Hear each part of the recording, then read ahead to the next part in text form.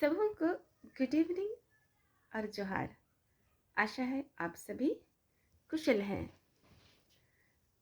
प्रिय माता पिता, भाइयों बहन और बेटे बेटियों,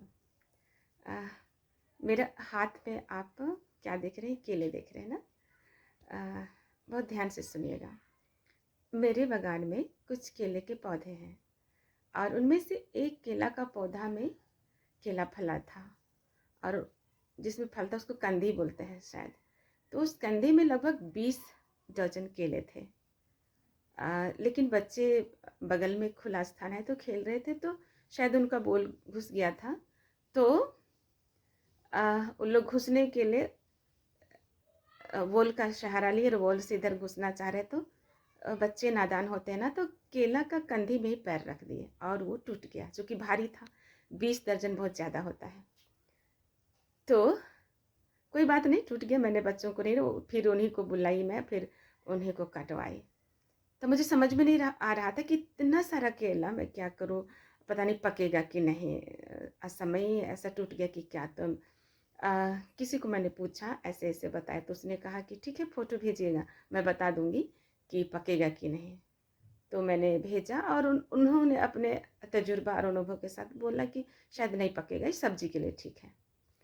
तो मैंने भी उनका बात सुना और उतना ज़्यादा था तो मैं यहाँ वहाँ सबके लिए बांट कर ख़त्म कर दे। और ये जो मेरे पास देख रहे हैं, मैं शायद 3 केलों को मैं खा गई हूँ।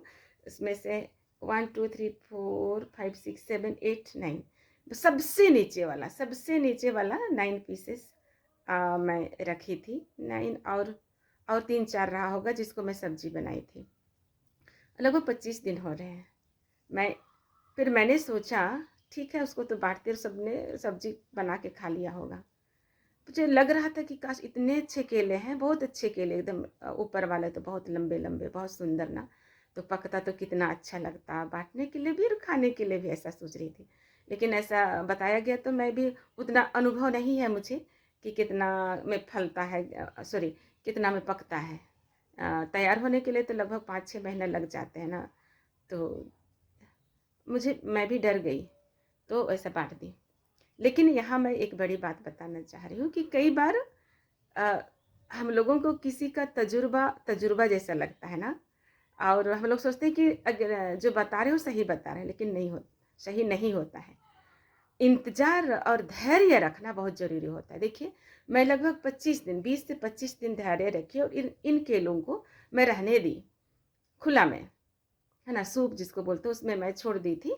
और ये केले पक गए और बहुत स्वादिष्ट हैं, बहुत ही स्वादिष्ट है। तो मैं इस छोटी सी घटना के द्वारा बताना चाह रही हूँ कि कई बार हमें जो बताते हैं वो गलत बताते हैं। उसी तरह अगर हमारे पास 2 रास्ता है और हमको समझ में नहीं आ रहा है, तो कई बार हम लोग पूछते हैं तो दूसरे लोग गलत भी बता सकते हैं। और इसीलिए अपने पास तजुर्बा होना और अपना डिसीजन लेना और धैर्य के साथ इंतजार करना बहुत ही आवश्यक है। क्योंकि इंतजार करते हैं तो हमें निश्चय ही अच्छा फल मिलता है।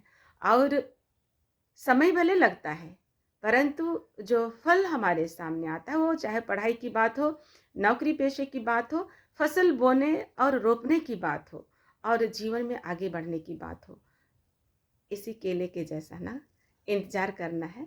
और ये बहुत ही पक के तैयार हो गया और बहुत टेस्टी है। उसी तरह से हमारे जीवन में भी अनेक खुशियाँ आएंगी। बस मेहनत और धैर्य की आवश्यकता। बहुत कोई धैर्य नहीं रखते हैं, थोड़ा सा फेल्यूर हुआ तो लोग अकबका जाते हैं, और किसी का बात को सुन के भी हम लोग, पता नहीं वो ऐसा बोल रहा है, ऐसा बोल रहा है, क्या होगा क्या नहीं, ऐसा हम लोग अकबका जाते हैं और गलत डिसीजन ले जाते हैं। तो याद रखें, आप गलत डिसीजन ना लें। Thanks for watching.